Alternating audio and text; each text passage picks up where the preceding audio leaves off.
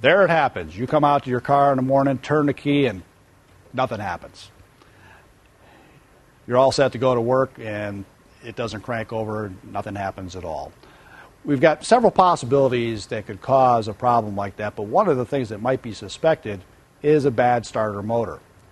So we're going to take a look at some of the procedures that would take place in order to determine if the starter motor itself is bad.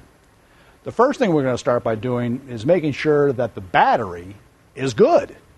So we're going to perform a load test on this battery by hooking up this volt amp tester to the battery. The hookup is very much like hooking up a set of jumper cables.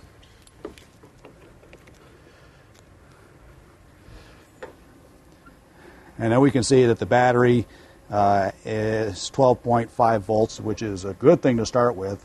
And then based on this battery's 300 cold cranking amp rating, we're going to adjust the load knob, which applies a load much like a starter would, up to 300 amps. And we're going to see if it can keep the voltage up.